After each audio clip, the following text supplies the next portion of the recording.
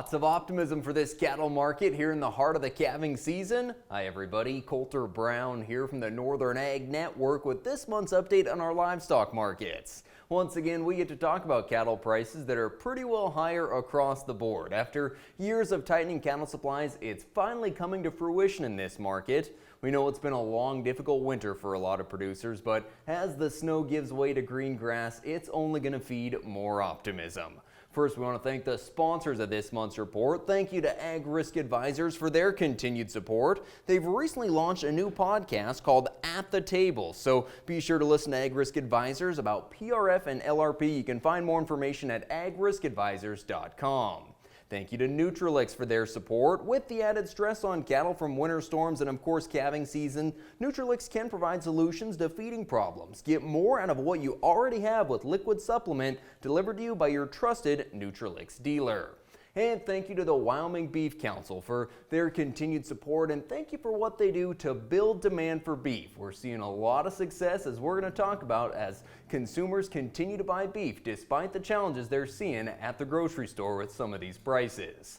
Well, as we get into our cattle markets here, the proverbial chickens have really come home to roost. These prices working higher. You know, the cattle cycle was stretched out by the pandemic, and then that was followed by 2 years of drought, and cattle inventories moved lower than anyone really thought they were going to, but now we're sure seeing it across this market. I almost said feeder cattle futures had a fairly quiet month, but really that's not accurate. We saw feeder cattle futures again pick up several dollars this month. Now they did slow down a little bit in the middle of March. That was largely a function of corn prices moving back up, but still we've got stronger feeder prices. Do want to talk about corn for a second here. They're going to influence the feeder futures over the next couple of months. Expectations are for an increase in corn production this year. CattleFax says if Mother Nature cooperates, stocks to use for corn will increase, and December corn futures could move in the low $5 money in the second half of the year.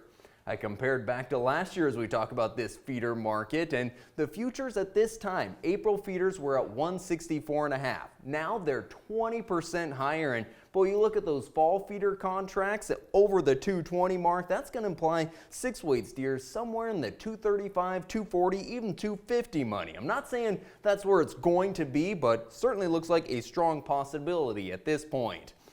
As we move the conversation over to the live cattle futures, we did see a bit more effect from the disruption with uncertainty in outside markets, particularly with the banking sector, some of the challenges we saw there. Live cattle futures mostly steady over the last month here. They did pick up some ground at the end of March, so glad to see that. The summer months did see the most pressure, and that's something we are expecting to continue to see. Not a real concern for the market, just seasonal pressure. We're going to see seasonally higher fed cattle supplies, and that's going to turn some leverage over to the packing sector and going to work a little bit lower on these prices through the summer. But boy, once we get to the fall and certainly into next winter, these fed cattle prices could be pushing record levels.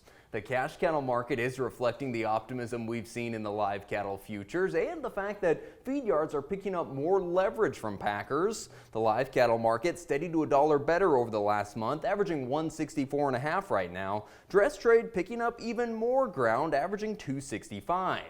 Cattle on feed inventories move tighter once again, and that's likely to continue to be the story through most of 2023. Placements continue to come in below year-ago levels, so we'll likely continue to talk about tighter cattle on feed inventories. As we move the conversation over to our local auction markets across the region, that's really where things start to get pretty exciting here.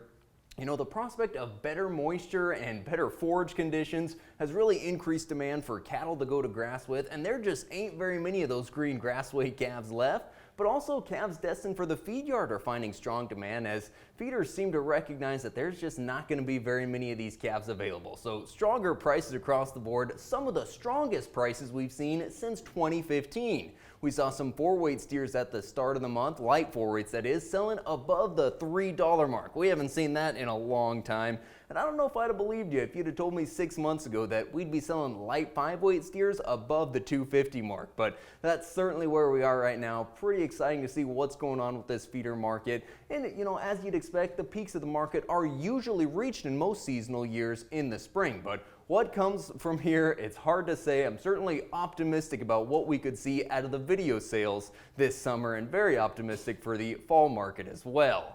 As we start to look at some of our replacement heifer prices, definitely want to talk about those. Several specials over the last month and more expected to come here. The feeding buyers competed with the replacement heifer buyers. That helped to push prices up. The lighter end of the replacement heifers, no trouble getting up to that $1,300 per head money. And then you get to some of the heavier 7 and 8 weight replacements. They were up to $1,500, a few of them over that mark. So definitely a lot of demand for replacements. And as you get into those real fancy replacement heifers, the reputation seed stock ranches like Gartner, Deneau, Angus, and Vermilion Ranch, strong prices. Vermilion averaged 25% higher on their replacement heifers, over 4,800 of them too. And as you look at these bull sales, these ones on the screen and many across the region, most are 15 to 25, even 35% above year-ago levels, almost tracking with what we're seeing in the futures, averaging 20% above last year. So a lot of demand for quality genetics right now. And you look at some of the tops we've seen. Holden Herefords had 2 bulls sell for $100,000. Cooper Hereford Ranch had one at $125,000, and Vermilion Ranch a new sale high at $132,000. And as we move into the cow market here, there has been strong demand for literally every class of cow you can think of. Of course, bred cows in very strong demand and likely at their peak, of course, now that we're in the calving season. Getting over the $2,000 mark, pretty steady here, and not just the bred heifers and the coming threes, but even some of those older cows, particularly in dispersions and reputation ranches, way over $2,000, and even some of those older cows, $1,500 to $1,800. And open cows, young 2 and 3-year-old stock cows and heiferettes, they're easily selling in the $140 to $150 money in a lot of sales right now, and some above that. So very strong prices. Slaughter cows also strong. We're seeing a lot of them in the high 80 to mid 90 cent money, tops over $1. Now that's a function of ground beef demand that's very strong, and the fact that we're not culling as many cows as we did a year ago, largely a function because of so many were taken off the ranch due to drought. But it's definitely helping to support these slaughter cow prices and helping out these ranches too. I want to wrap up with something a little bit more optimistic here. I compared the drought monitor where we're at right now to where we were a year ago, and just shows you that things are improving. We're not out of the woods yet. We certainly need the spring moisture to continue to come in, but all this snow that we saw over the winter seems to be making a difference and improving conditions. So if it'll stay this way, keep the moisture coming, we could be in for a strong 2023. Thanks so much for joining us for this month's report. As always, you can find more ag news and markets at northernag.net. Take care, friends.